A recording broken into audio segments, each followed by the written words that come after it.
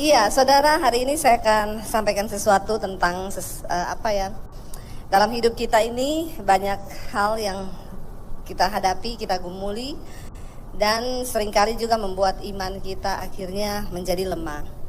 Beberapa waktu yang lalu ada orang yang datang kepada saya, dia menceritakan semua pergumulan hidupnya, saudara. Ya, saya bilang, ibu ya berdoa, cari Tuhan. Saya sudah cari Tuhan, saya sudah berdoa, saya sudah begini. Ya, tapi mana saya tidak melihat janji Tuhan.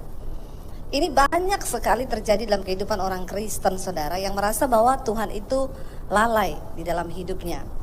Kita baca dulu 2 Petrus pasal yang ketiga ayat yang ke-9, saudara. 2 Petrus 3 ayat 9, firman Tuhan di sana berkata, ya biarlah kita semua juga menjadi peringatan bagi kita, saudara. 2 Petrus 3 ayat 9, baca bersama 1, 2, 3. Tuhan tidak lalai menepati janjinya, sekalipun ada orang yang menganggapnya sebagai kelalaian.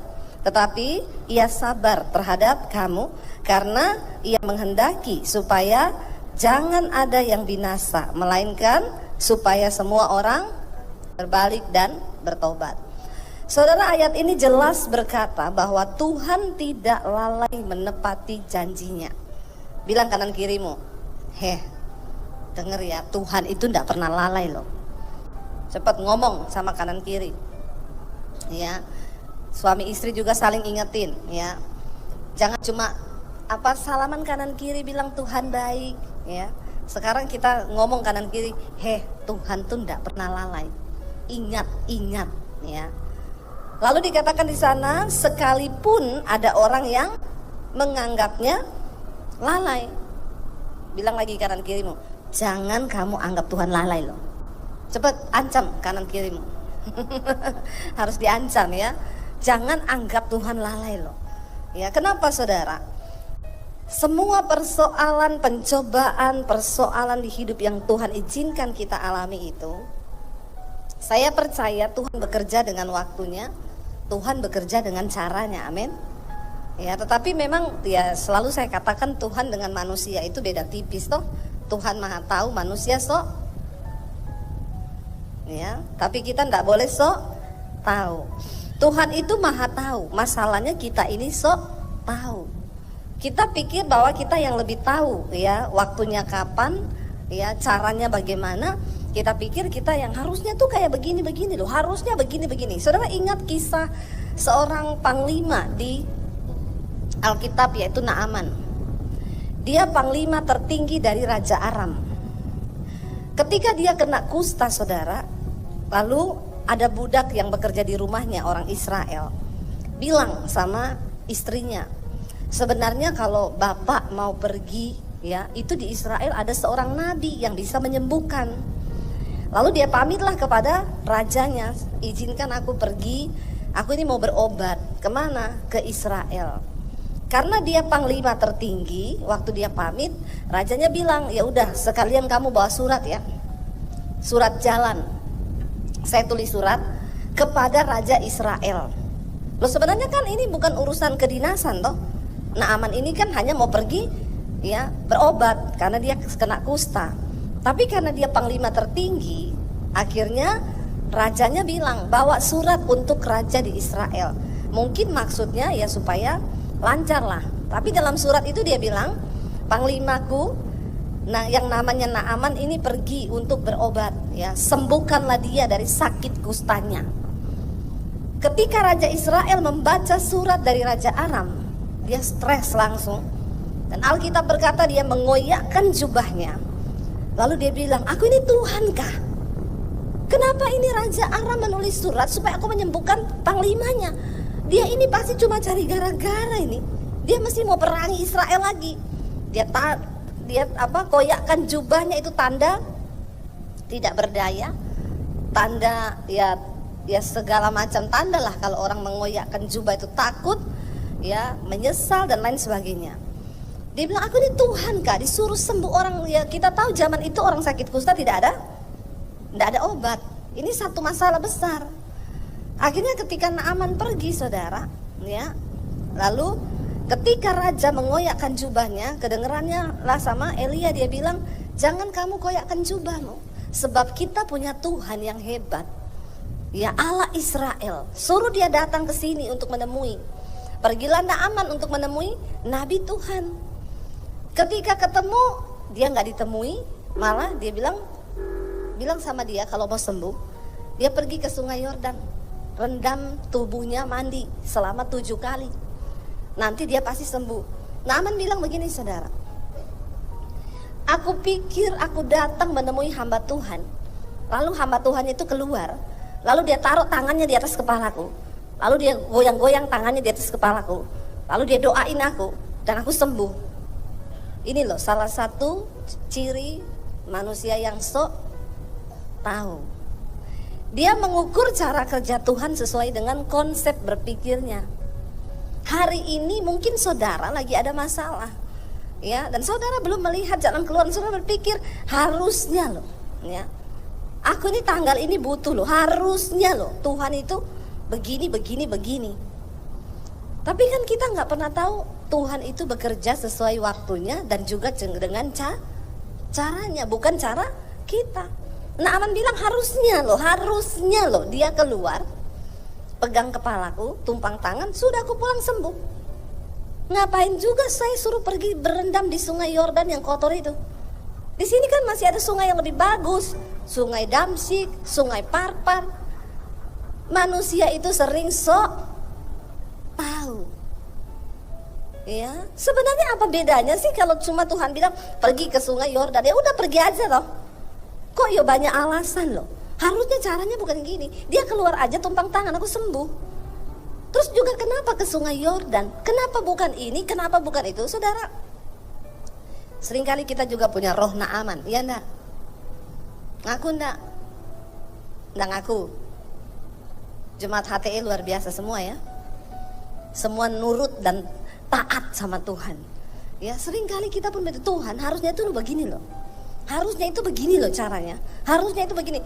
Tapi saudara, mari ya, supaya kita tidak menganggap Tuhan itu lalai.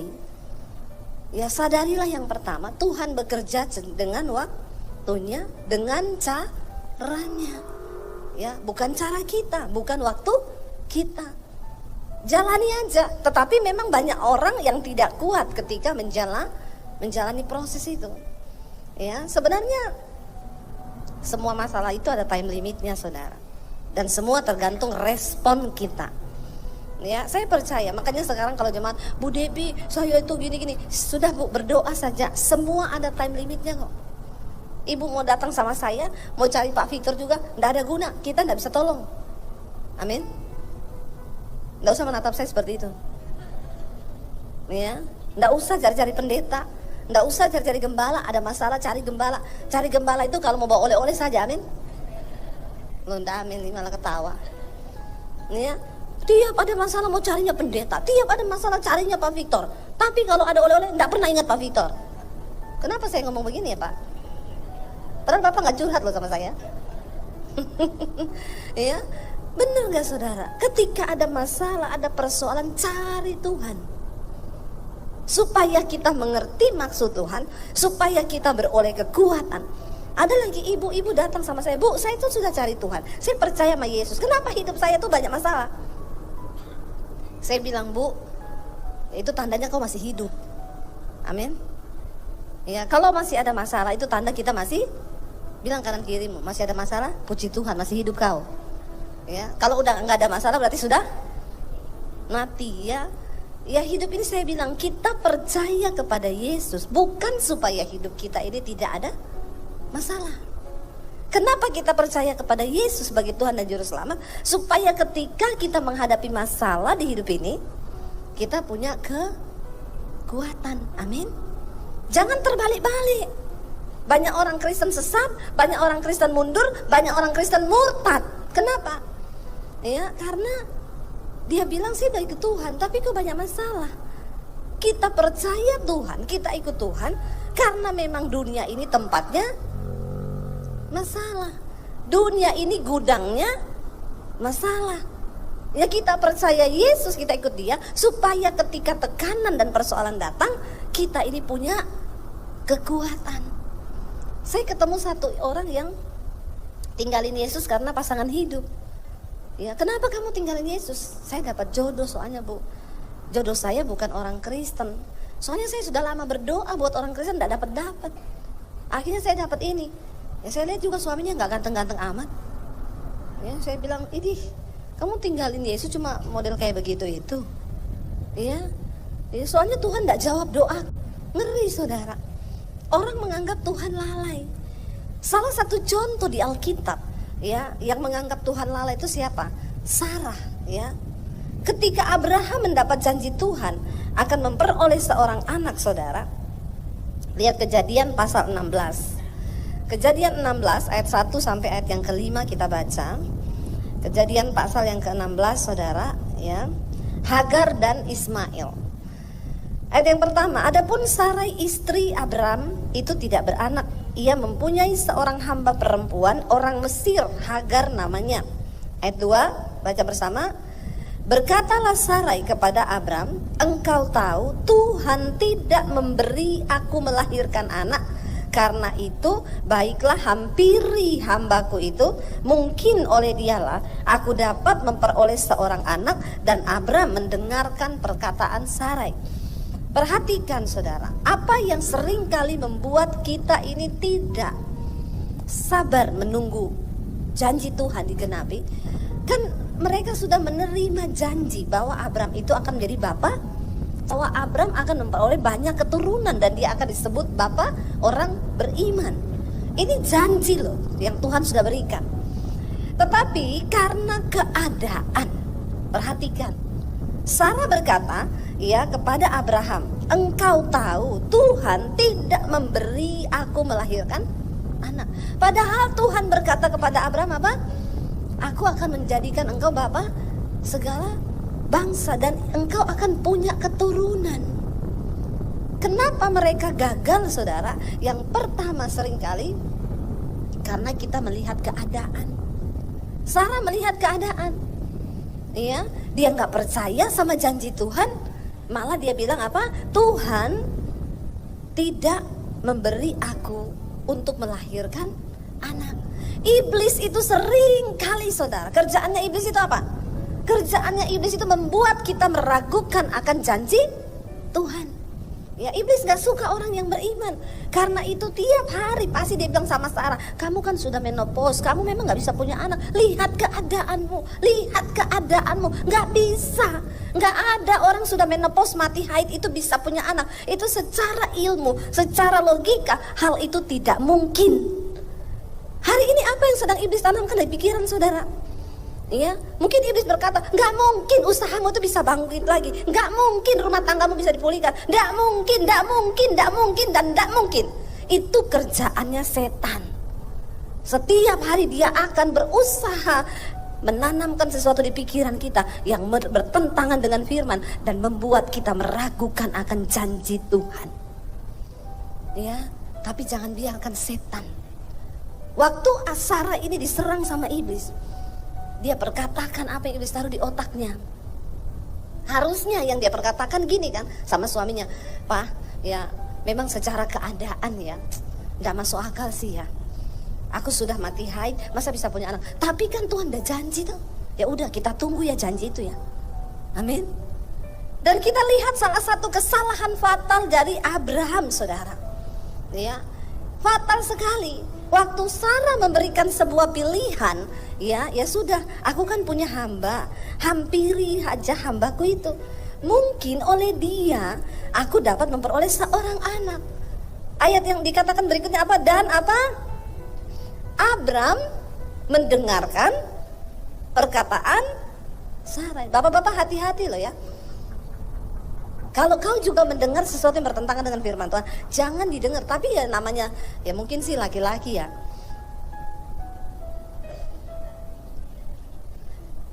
Kucing dikasih gereh. Ya enggak bapak-bapak? Ya, bilang aja iya gitu yang kenceng. Janji Tuhan gagal. Bukan gagal sih, tidak gagal. Janji Tuhan tetap ya dan amin. Tapi kesalahan fatal yang menggagalkan sebenarnya ini rencana yang sempurna. Jadi ada cacatnya. Ya karena di sini dikatakan akhirnya Abram itu diam aja loh. Harusnya kan ya saya baca ini kok Abram ini ya. Dan Abram mendengarkan perkataan Sarai. Malah dia bilang begini, dari dulu kek. Kenapa baru sekarang? Ya, harusnya dari dulu. Udah tak tunggu-tunggu loh itu. Pret. Nah ini keluarnya pretnya ini. Iya. Loh saudara, orang Mesir yang paling jelek di Mesir itu, ya, paling cantik di sini. Ya. Jadi pembantunya Sarah itu yang namanya Hagar. Ya, cewek Mesir, hidungnya mancung, bodinya tinggi, putih, cantik. 11-12 sama saya. Kok ketawanya mengejek ya? Kayaknya tidak rela nih ketawanya.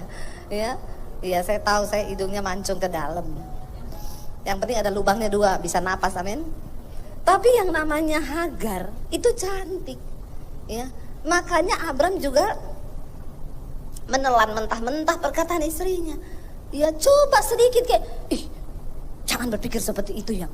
Tuhan marah loh. Kamu ini ada bikin dulu agak-agak drama gitu ya. 3 kali lah menolak. Lalu ayat Alkitab kan bilang, lalu besoknya Sarah membujuk Abram lagi. Ya, lalu Abram bilang, tidak istriku, aku mencintaimu. Oh itu drama Korea. Nggak jadi Alkitab nanti. Ya mbok ya 3 kali ke dia menolak. Enggak loh, 1 kali saja istrinya ngomong. Dikatakan dan Abram mendengarkan perkataan itu. Apakah Tuhan lalai menepati janjinya? Keadaan, kenyataan yang membuat Sarai berpikir janji Tuhan tidak akan tergenapi. Keadaan seperti apa yang hari ini ada depan matamu saudara? Tidak ada perkara yang mustahil bagi Tuhan. Apakah engkau berkata rumah tangga saya sudah hancur bu, suami saya nggak bertobat? Saya ketemu banyak orang, bahkan di Kalimantan saya ketemu sudah cerai. Ketika ibu tuh ketemu saya, Bu Debbie saya mau berterima kasih bu. Kenapa? Karena saya dapat khotbah-khotbah ibu di YouTube. Saya dan suami sudah cerai, tapi sekarang kami dipulihkan kembali bu, sebab firman Tuhan itu ya dan amin. Waktu saya praktek melakukan semua yang ibu khotbahkan, tiap malam saya cari Tuhan, saya dengar mesbah doa, hidup saya dipulihkan. Saya bergumul untuk suami saya. Suaminya selingkuh, narkoba, ya, main tangan kasar sama istri. Semua orang berkata, ya pantas ceraikan saja, model laki-laki begitu. Keluarga semua mendukung, ceraikan saja. Itu bukan suami, setan itu. Tapi saudara, waktu dia tangkap janji Tuhan, dia dengarkan firman. Ketika saya khotbah saya bilang, selama engkau rindu untuk kehendak Tuhan digenapi atas rumah tanggamu, 1 orang saja antara suami atau istri yang mengimani firman Tuhan, tidak ada yang mustahil. Rumah tanggamu dapat dipulihkan. Dia tangkap janji Tuhan tuh, dia bergumul. Dia datang kepada saya, Bu, terima kasih. Sekarang saya dan suami saya menjadi jemaat mesbah doa. Kami dipulihkan, rumah tangga kami diberkati Tuhan. Suami saya sekarang mencari Tuhan. Kok gak ada yang tepuk tangan? Ini jemaat Semarang ini memang, ya, loh benar gak saudara? Gak ada yang mustahil. Gak ada keadaan yang tidak mungkin. Saya makan loh di Salatiga di restoran, tiba-tiba ada suami istri datang. Dari jauh dia datang saudara, langsung nangis, ya, mau berlutut di kaki saya. Ibu, terima kasih bu. Nggak usah kayak gitu, berdiri. Nanti orang pikir saya pukulin ibu, berdiri bu. Ya kadang-kadang juga jemaat itu memang, ya tapi saya juga menyadari mungkin karena dia memang merasakan anugerah Tuhan ya. Saya mau berterima kasih sama Ibu Debbie. Kami berdua bu, hampir bercerai bu, tidak ada harapan. Tapi ketika kami dengar firman Tuhan, kami terus ngikuti bu, rumah tangga kami dipulihkan. Saya mendengar banyak sekali kesaksian yang seperti itu. Di Atlanta suami istri sudah bercerai saudara. Ya, suaminya selingkuh, istrinya tidak tahan, lalu istrinya juga nggak kuat, punya anak. Ya sudah kita cerai aja, saya udah nggak bisa. Kamu udah selingkuh sama orang lain. Ketika bercerai, istrinya selingkuh juga dengan temannya, suami orang juga. Nih lingkaran setan nih begini nih. Akhirnya dia sampai hamil, dia gugurkan kandungannya. Lalu di saat itu dia sudah stres, saudara. Orang tuh kalau berbuat dosa pengennya mati, pengennya bunuh diri, hidupnya gak damai sejahtera. Karena itu yang membuat orang bahagia bukan harta, bukan uang. Tapi waktu kita berjalan di dalam kehendak Tuhan, di dalam kebenaran, itu ada kebahagiaan. Amin. Biar kau mau kaya seperti apa, kalau kau hidup dalam dosa, tidak bahagia hidupmu. Akhirnya saudara, ya, dia stres sampai terpikir mau bunuh diri. Tapi di saat itu dia temukan firman Tuhan, dia dapatin khotbah saya di YouTube, dia mulai percaya kepada firman Tuhan. Dan janji firman Tuhan itu ya dan amin. Dia dijamah Tuhan, dia bertobat, dia sungguh-sungguh cari Tuhan, dia berdoa buat suaminya, sudah bercerai. Lalu suaminya balik kembali kepada dia. Waktu saya pergi ke sana ketemu mereka sama-sama melayani Tuhan, dipulihkan Tuhan. Gak ada yang mustahil. Jangan lihat keadaanmu hari ini, tapi percaya kepada firman Tuhan. Amin.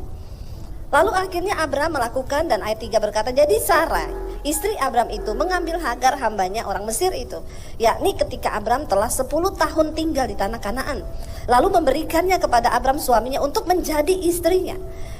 Abram menghampiri Hagar, lalu mengandunglah perempuan itu. Ketika Hagar tahu bahwa ia mengandung, maka ia memandang rendah akan nyonyanya itu. Ayat 5, lalu berkatalah Sarai kepada Abram, penghinaan yang kuderita ini adalah tanggung jawabmu. Ini juga memang kadang-kadang perempuan itu susah dipahami. Ya nggak bapak-bapak? Bilang iya aja cepet, yang kenceng. Nggak usah takut sama istrimu. Yang menyebabkan masalah ini siapa? Yang ngomong Abram suruh tiduri Hagar siapa? Ya, giliran sudah hamil, ya jadi seperti ini. Dia ngomong sama Abram apa? Penghinaan yang kuderita ini adalah tanggung jawabmu. Berat nggak? Ya, memang wanita itu ya sembarangan kalau ngomong. Terus setelah gitu, ya kayak gitu. Ditawari suaminya mau makan nggak? Nggak. Dihabisin sama suaminya. Loh kok nggak disisain? Nah, tadi kan saya tanya katanya nggak mau makan. Ya tapi kan bukan gitu maksudnya. Mau saya disuapin, pret nggak? Laki-laki itu salah terus, ya. Nggak apa-apa, saya mewakili bapak-bapak. Nih contoh nih, makanya istri hati-hati kalau ngomong. Kita nih harus kuat dalam firman, amin. Supaya tidak mencelakakan suami. Kasihan kan Abram, dia yang suruh tiduri Hagar.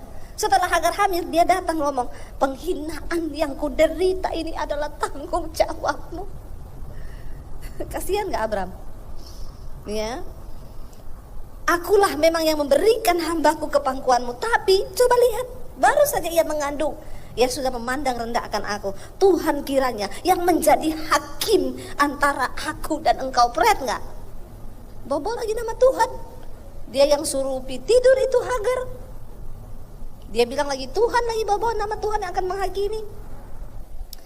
Saudara ya, kita lihat di sini akhirnya sebuah kesalahan fatal terjadi hanya gara-gara keadaan yang membuat orang itu tidak percaya pada janji Tuhan. Saya kemarin di Jakarta, saya ketemu dengan satu orang hamba Tuhan, Pak Amos, saudara Jeratnam. Dia dulu yang menubuatkan kami ketika kami ada di Jakarta. Waktu Tuhan panggil kita dari Solo pindah ke Jakarta, menanti janji Tuhan itu rasanya tidak mudah. 1 tahun pertama di Jakarta kami tidak ada pelayanan. Akhirnya suami saya bilang, saya mau pulang, saya nggak kuat berpisah dengan anak-anak. Saya bilang, tapi kan Tuhan berjanji kita disuruh ke Jakarta. Ini tanah Kanaan yang Tuhan bawa buat kita. Ada janji besar buat kita sini. Suami saya bilang, saya nggak peduli, aku mau pulang. Kalau kamu mau bertahan, bertahano dewi. Sebaiknya kita undang suami saya untuk bersaksi ya, setuju? Sini saya. Jadi dia nggak duduk terus di situ, enak aja kalau nganterin saya duduk aja di situ ya. Sekali-sekali dia yang ngomong ya saudara ya. Biar dia menceritakan dari versinya bagaimana pada waktu itu dia rasa tidak percaya pada janji Tuhan. Shalom. Ya. Tepatnya 15 tahun yang lalu bahwa Tuhan bicara kepada kita untuk kita pindah dari Solo, pindah ke Jakarta. Itu hal yang sangat sulit buat kami, sebab kami sudah punya rumah, punya pelayanan, punya usaha, tapi tiba-tiba Tuhan suruh kita ke Jakarta dan suara itu sangat kencang, dan juga kami berdua mendapatkan konfirmasi untuk pergi ke Jakarta. Tapi sampai di Jakarta, ekspektasi yang kita punya ditutup sama Tuhan. 1 tahun tidak ada pelayanan. Satu ketika dalam satu kesempatan Saya ngomong sama istri saya gini, nerima janji Tuhan tuh susah. Kalau di antara saudara ada yang berkata gini, saya pengen menikmati janji Tuhan, nggak mudah saudara. Dan mau mendengar suara Tuhan juga bukan yang baik. Mendengar suara Tuhan itu sangat sakit buat daging. Saya dengar itu, saya merasakan waktu di Jakarta, setahun nggak ada pelayanan, saya marah sama Tuhan. Tuhan bilang ada janji besar di Jakarta ini, tapi apa yang ku dapat? Anak saya di Solo, kami harus berpisah. Dan maaf saudara, di Solo saya punya rumah yang ada AC. Di Jakarta kami ngekos yang tidak ada AC dan panas, dan tidak ada pelayanan. Di situ titik terendah saya sampai saya marah sama Tuhan. Saya bilang gini, masa bodoh dengan janji Tuhan. Yang terjadi di dalam hidup saya semakin merosot, semakin habis. Dan anak saya di Solo. Waktu itu saya udah memutuskan sama istri saya mau jadi Yunus. Padahal nama saya Daniel. Saya memutuskan saya mau jadi Yunus. Tuhan bilang kepada Yunus bahwa Yunus suruh pergi ke Niniwe. Tapi apa yang dilakukan Yunus gak mau, dia pergi ke Tarsis. Itu saya ngomong sama Tuhan gitu, Tuhan saya mau jadi Yunus. Tuhan bilang kita suruh menetap di Jakarta, tapi saya nggak mau, saya akan pulang ke Solo. Dan saya tahu tentang cerita tentang Yunus itu, dan saya ngomong sama istri, nanti kalau ikan besar datang, saya baru bertobat. Karena saya tahu firman-Nya kan. Jadi itu karena titik terendah saya udah ngomong minggu depan kalau tidak terjadi apa-apa, saya akan pulang ke Solo. Saya ngomong gini, masa bodoh dengan janji Tuhan. Istri saya tetap berdoa, saya cuekin. Tiba-tiba teman saya telepon, bro, ada KKR besar, kita butuh pemain musik nih, lu bisa bantu kita nggak? Saya cuman oke. Saya jujur waktu itu cuman mau pelayanan, maaf, cuman saya mau terima, hari itu saya mau terima PK dan saya pulang ke Solo. Kemudian KKR apa? Ini ada hamba Tuhan besar nih, di KKR besar tuh ada hamba Tuhan yang penubuat kamu nanti main musik. Oke, saya main musik. Kemudian singkat cerita saya nggak peduli apa, saya cuma main musik aja. Selesai. Waktu itu kan hamba Tuhan setelah firman mereka ada di depan 4 orang hamba Tuhan dari Amerika, Bill Heyman, terus dari Jepang, terus kemudian dari Asia Pak Amos Jaratnam. Dan selesai ibadah minta dinubuatin karena itu ibadah bisnismen semua. Nah waktu pas nubuatan istri saya single situ. Ini saatnya kita minta suara dari Tuhan, nubuatan. Saya bilang gini, bisa nubuat sendiri kok, ngapain harus sama hamba Tuhan itu. Karena saya sudah masa bodoh saudara, saya masa bodoh dengan janji Tuhan, saya nggak mau dengar suara Tuhan. Tiba-tiba, ya sekali ini aja, yuk kita minta. Ya udah saya milih yang made in Amerika. Saya nggak mau yang Asia mah biasa. Saya minta yang made in Amerika, Bill Heyman, lebih talk chair. Nah yang Bill Heyman ngantrinya banyak saudara, yang Asia cuman sedikit. Kemudian kita udah ngantri, persis dengan posisi ini saya pakai baju hitam putih karena saya pelayan Tuhan. Sudah mau deket mau dinubuatin, saya ditarik sama Aser, kamu kan pemain musik, tolong ke belakang dulu, antrinya di belakang. Padahal saya udah deket. Saya langsung gini, nggak usah, saya kecewa. Saya gini, cuman mau minta nubuatan disuruh mundur lagi karena ini pengusaha-pengusaha kan, mereka beli meal tiket, saya enggak. Saya kecewa, Tuhan saya cuman mau minta nubuatan aja digeser. Saya kecewa, terus kemudian saya nggak mau, saya duduk di musik lagi. Kemudian Pak Amos Jaratnam kan sepi karena dia Asia, sepi, dia udah selesai. Kemudian Pak Amos duduk di panggung. Teman saya bilang ini, itu Pak Amos nganggur. Saya udah kecewa yang tadi Amerika, yang ini Asia, ya udahlah saya Asia. Karena nggak ada pilihan. Saya ketemu sama Pak Amos, saya minta didoakan, dinubuatkan. Dia bilang gini, sorry ya saya capek sekali. Dia sambil itu kecewa saya yang kedua. Tuhan Yesus tolong, yang tadi Amerika saya kecewa, yang kedua ini tambah mengecewakan. Terus dia tanya, kamu suami istri? Iya, suami istri. Kemudian kamu gandeng tangan, aku doa biasa aja ya, nggak usah nubuatan. Tapi kalau Tuhan bicara, saya akan bicara. Baru kita gandeng tangan, dia pegang tangan saya, dia bangkit berdiri. Set. Saudara, saat itu benar-benar Tuhan kayak ngomong kepada saya,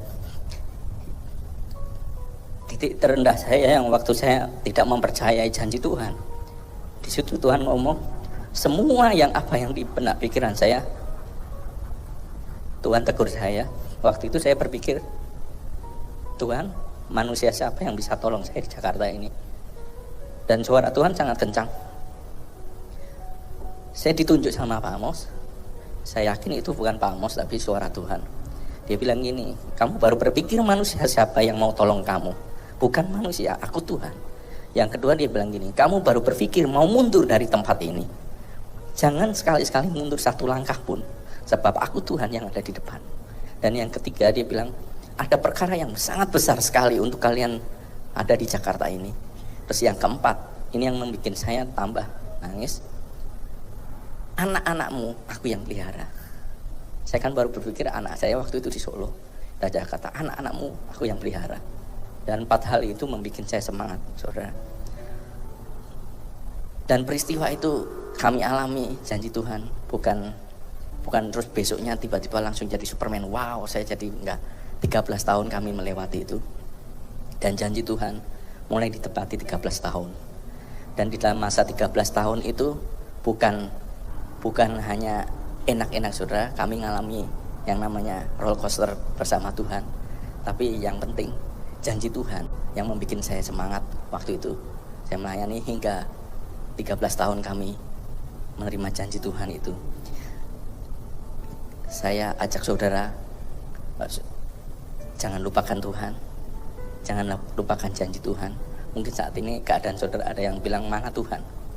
Jangan sekali-sekali bilang Tuhan tidak ada. Tuhan itu ada. Amin.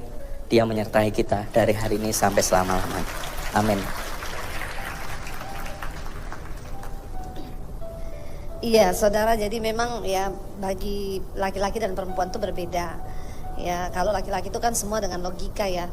Di mana ini? Mana janjinya? Mana? Ya, waktu dia ajak pulang saya bilang, ya tapi kan kita ini sudah dapat peneguhan kita di Jakarta.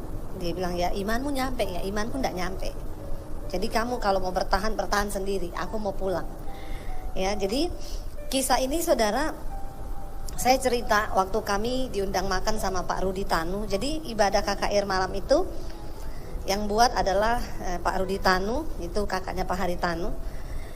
Saya waktu itu ceritanya kami diajak makan ya beberapa waktu yang lalu. Lalu beliau bersaksilah dengan istrinya, kami diberkati dengan khotbah-khotbah ibu. Ya, kami dengerin sekarang setiap hari dengerin khotbah ibu, denger mesbah doa. Terus dia bilang, Bu, ibu itu ada bersaksi, saya dengar waktu ibu di Jakarta, ibu mau coba masukin khotbah di salah satu TV swasta, itu di mana ya Bu? Yang diminta bayar 60 juta, saya bilang di Indovision Pak. Maaf tolong ya, diedit ya, gitu ya. Dia bilang, saya sudah duga itu kan punya saya Bu, ya. Tapi kenapa ibu diminta bayar? Itu harusnya gratis. Ya, terus dia bilang, iya kenapa ibu gak hubungi saya? Pak, waktu itu bapak gak kenal saya. Terus saya kita cerita tentang cerita kita ini, kita KKR di Hotel Melia waktu itu. Dia bilang, loh di Melia ada Amos Ratnam, ada Bill Heman, itu kan saya Pak yang bikin acaranya. Terus saya bilang, iya Pak, oh iya ya Pak Rudi Tanu ya. Saya waktu itu cuma tahu pokoknya keluarga Hari Tanu lah yang buat acara itu. Saya bilang, itu suami saya main musik, saya singers loh Pak. Terus, oh ibu kok nggak datangi saya? Bapak nggak kenal kita ya Pak? Waktu itu saya naik motor sama suami pelayanan di Jakarta. Bagaimana mungkin Bapak kenal kita? Ya sekarang aja kenal, Bapak udah kenal kita. Ya saudara, tapi tidak mudah menanti janji Tuhan itu. Saya akhirnya bilang sama suami saya gini, ya udah kalau kamu mau pulang, ya saya bilang Tuhan, saya kan istri. Alkitab bilang istri itu tunduk sama suami. Ya jadi kalau suami saya mau pulang, ya saya ikut Tuhan. Tapi kalau Tuhan mau berperkara, ya Tuhan berperkara dengan dia. Saya tahu KKR itu malam itu bukan secara kebetulan, tiba-tiba suami saya ini kan main piano. Saudara tahu malam itu dia diajak main musik apa? Pak, ini yang pegang keyboard sudah ada Pak, yang enggak ada ini yang main bass. Nah, suami saya itu kan pemain piano, dia bassnya itu bisa sih, cuma nggak fals aja tapi nggak pinter. Terus Pak Daniel bisa kan main bass, diiyain sama dia. Loh, itu kan hal yang nggak mungkin, hal yang nggak masuk akal kan. Tapi kalau kita itu berserah sama Tuhan, saya tahu Tuhan itu cari kita dengan caranya bagaimana dia harus meneguhkan. Terus akhirnya ditanya juga, istrimu nganggur enggak? Singer sekalian ya. Saya disuruh jadi singer. Ya memang saya juga nggak ada pelayanan ya, saya juga ya udah ayo kita namanya pelayanan ya. Dan waktu itu saya bilang, ini kan nabi-nabi nih yang datang. Tapi waktu itu nabi dari Semarang nggak diundang, Pak Victor Purnomo. Karena ini nabi di Semarang, saudara ya. Terus saya bilang, kita maju yuk, minta nubuatan yuk. Lah dia tuh kan yang kayak gitu-gitu, kita kan bisa bernubuat sendiri, wong sama-sama sama Tuhan. No. Enggak, saya bilang, ini kita butuh suara Tuhan yang audible lewat orang, yang bisa kita dengar dengan telinga. Dan ini orang kan nggak tahu kita ini siapa. Ya, makanya ketika saya panggil, ya kita pilih yang mana? Dia bilang yang made in USA, Bill Hammond. Udah baris antri-antri suruh mundur dulu pemain musik, mundur. Ini ada pengusaha yang mau masuk. Akhirnya saudara, dia bilang enggak usah kan? Apa aku bilang? Enggak usah minta-minta nubuatan, bernubuat dewi wae. Ya udah, kita duduklah pulang, saudara saya disuruh. Ya udah kita balik aja yuk, balik. Nah setelah itu terus teman saya bilang, itu Pak Amos nganggur loh. Ya jadi saudara, udah gitu dia bilang lagi, saya doa biasa aja yang enggak usah bernubuat ya. Lah orang mau cari nubuat malah. Memang ya itulah iblis ya. Selalu iblis itu memang berusaha dengan lewat perkataan orang, lewat ini ngomong, saya tidak usah bernubuat ya, doa biasa. Ini doa biasa ngapain kita, wong kita ini mau minta suara Tuhan loh. Akhirnya dia bilang ya udah, tapi kalau Tuhan mau sampaikan sesuatu saya sampaikan. Kita baru berdiri gandeng tangan, dia langsung berdiri. Langsung suami saya ditunjuk. Kamu lagi berpikir manusia siapa yang menolong kamu? Kamu lagi berpikir siapa yang akan gini. Aku Tuhan yang memanggil kamu, Tuhan yang setia. Aku yang akan menggenapi. Ya terus jangan mundur satu langkah pun. Soal anak-anakmu, bagaimana kita nggak nangis saudara? Kita nggak cerita apa-apa loh sama dia. Bagaimana dia bisa tahu terang benderang, tapi itulah saya bilang Tuhan ya. Akhirnya kami bertahan, ya benar seperti suami saya bilang, ketika bertahan bukan berarti besok tiba-tiba semua digenapi, perkara besar datang. 13 tahun. Kalau saya cerita 13 tahun penantian akan janji Tuhan, dengan air mata, sampai akhirnya rumah kita di Solo kejual. Tapi kita cuma pegang perkataan Tuhan itu, jangan mundur satu langkah pun. Mau ambil keputusan jual rumah di Solo karena memang panggilan Tuhan di Jakarta. Tapi waktu itu saya bilang ya mungkin Tuhan suruh kita jual rumah supaya nggak kepikiran pulang-pulang Solo lagi dong. Kalau masih ada rumah kan pulang, masih ada rumah, pulang, masih ada rumah. Ya, jadi ya udahlah kita jual hanya untuk bayar kontrakan di Jakarta, jual rumah di Solo. Ya kita minta tanda lagi, Tuhan jual kalau 1 bulan kita iklanin di koran ada yang beli berarti itu dari Tuhan. Enggak 1 bulan, 3 hari. Ya begitu iklan langsung orang telepon. Saudara, waktu itu kami berpikir Tuhan lalai menepati janjinya. Mungkin hari ini juga di antara saudara banyak yang berpikir bahwa aduh kok kayak gini terus saya tidak mendapat janji Tuhan. Tapi Tuhan bilang begini, sekalipun banyak orang menganggapnya sebagai kelalaian, tapi apa? Ia sabar terhadap kamu. Tuhan sabar terhadap kita karena ia menghendaki supaya jangan ada yang binasa, melainkan supaya semua orang berbalik dan bertobat. Kenapa Tuhan itu memberi waktu kepada kita masing-masing? Saya 13 tahun harus menunggu ya di Jakarta. Tapi kalau di flashback dari awal saya terima Yesus, itu panjang perjalanannya. Ya. Bagaimana melihat janji Tuhan itu digenapi panjang ya. Baru 13 tahun. Saya dari terima Yesus itu udah puluhan tahun, Saudara. Tapi kenapa Tuhan dikatakan dia sabar? Sekalipun kita bilang, Tuhan, ya saya juga dulu pernah bilang, Tuhan kok janji Tuhan tuh tidak digenapi-genapi ya. Dulu saya keluar dari rumah, Tuhan bilang berbahagialah kamu jika kamu meninggalkan ayahmu, ibumu, rumahmu, ladangmu, engkau akan memperolehnya lipat kali ganda. Rumah satu toh aja di Solo dijual karena ikut panggilan Tuhan. Bagaimana memperolehnya lipat kali ganda? Mana janji Tuhan itu? Kita aja kehilangan rumah yang cuma satu-satunya.